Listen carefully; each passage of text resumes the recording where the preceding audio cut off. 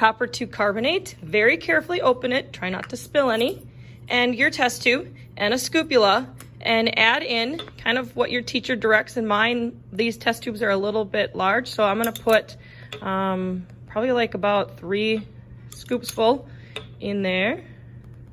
As long as we have the original mass and we don't have too much in there to heat, we'll be fine. So I'm just gonna go with that. That looks pretty good for the experiment. That should be plenty. And then again, carefully place this on the balance again. Use the same exact electronic balance also. Kind of get it steady and record that original mass, 46.60 grams, in your data table. The next step is to take your copper 2 carbonate and kind of shake it down a little bit so that we don't have all piled in one area, kind of have a nice little angle to it. Then put it into your test tube clamp. Try to clamp it closer to the top like this. Tighten here nicely so that you know that it's in there securely. You can also adjust back here or the height at that point. And then we're going to be heating the Bunsen burner gently underneath this area in the next step. So on to the decomposition reaction. I have a 2 blue cone flame ready to go, and I have my test tube at an angle away from others, and I want to start heating it gently. So when you start heating it, have the flame a little bit lower. The other thing from now on, I'm just going to refer to the greenish blue reactant as copper 2 carbonate, just to make it simple. But remember, it really is copper 2 carbonate hydroxide. First thing you want to do is start looking for signs of a chemical change. If you read the pre-lab, there is a color change that shows that copper 2 oxide is forming. The other thing we want to start looking for is evidence of the other products, one being carbon dioxide, and then because it does start out as a hydroxide, we want to look for evidence of water. So I'm going to kind of zoom in and show you what it looks like at this point.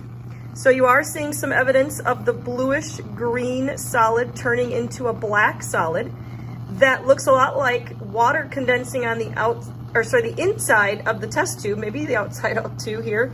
And to test for carbon dioxide, we have to do something different. So I'm going to increase the heat, and I'm going to do 2 tests for carbon dioxide being present.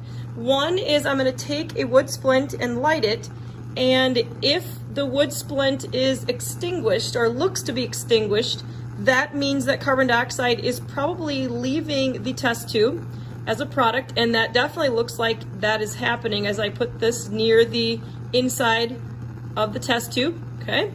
The second test that you can do is taking some universal indicator. It starts out green. Keep universal indicator away from a flame because the liquid is flammable. So I just soaked a little bit on the end of a Q-tip, and it's green. Place the Q-tip inside, but don't touch anything except for the, just the open area.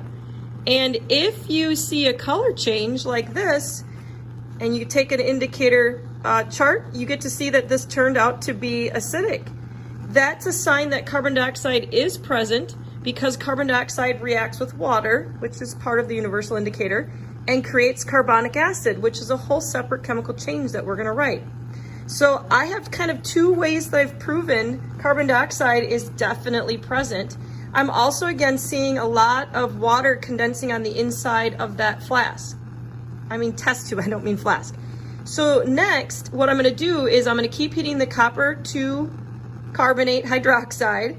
I'm also going to try to boil off or heat the test tube and get all the water to exit the test tube also, so that when I take my final mass, I should only hopefully have the reacted copper 2 oxide left. So I'm going to keep heating this, and I'll show you what it looks like when I'm done. So here is the finished product.